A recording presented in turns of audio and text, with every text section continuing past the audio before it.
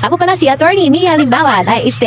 Mia Limbawan or Megan sa dati kong account. May naiba lang sa pangalan. Kasi yung Megan Cross, yun yung dati na pangalan ko sa aking FB account. Ngayon ay na-change na ng Mia Limbawan. Ayan. Kasi kailangan natin change. Kasi may mga rason.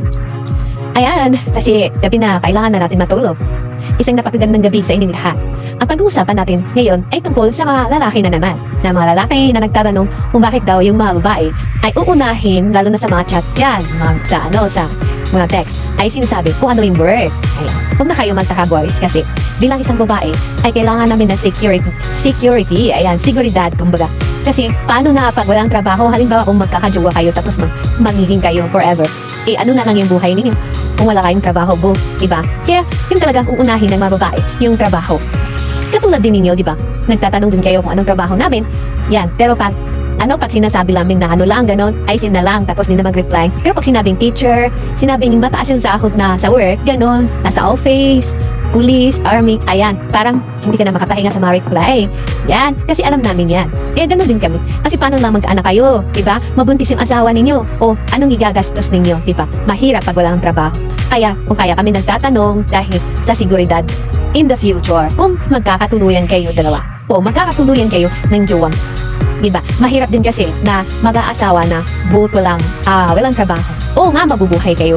May makain, may mabili, may pera konti. Pero paano na kung magkakasakit? May malaking problema na darating. Diba? Kahit saan na lang tayo mapunta para humingi ng tulong. Hindi naman sa lahat ng panahon ay tutulungan tayo ng ating kamag-anak o pamilya sa buhay. Kaya, para sa aming mga babae, huwag na ninyong ipagtaka kung nagtatanong kami, lalo na kung palang nagkakilala, ay unang namin tinatanong yung trabaho.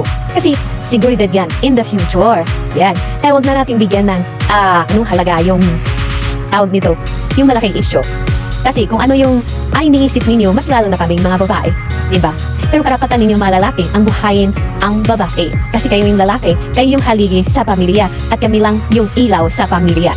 Mas happy, mas lucky kayo kung yung babae ay may trabaho na umaalalay sa inyo. Yun na lang ang dapat papasalamatan ninyo. Kung mayroon o wala yung babae, it's okay lang si babae yun. Sila lang yung ilaw ng tahanan na gumagabay sa inyo, sa inyong pamilya, sa iyo, lalo na sa iyo.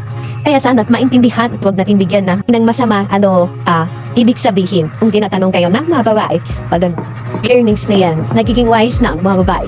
Kasi hindi biro ang pumasok sa isang relasyon, sa isang pamilya, lalo na pag wala ka, wala kang pera, wala kang trabaho. Sino ang nagiging kawawa? Ang inyong mga anak, ang ina at ang ama, nagkokonsumisyon, kung saan hahanapin ang mga gastusin. Kaya nagiging wise na ang mga babae, kaya hindi biro ang maghirap. At kayo din ang nagsasakripisyo. At kayo din, babalik din sa inyo ang hirap. Hindi nagiging hipokrita ang mga babae. Hindi nagiging mukhang pera ang mga babae dahil sa nagtatanong kung anong trabaho ninyo. Kung hindi, nagtatanong yan in the future na hindi sila magtiis, lalo na ang inyong mga anak. For security and for seguridad sa isa't isa. Hindi lang siya ang mag-benefits niyan, kundi ang kanyang anak, lalo na ang kanyang husband o isang buong pamilya. Ayan lamang. Maraming salamat. At sana'y naunawaan at naintindihan ninyo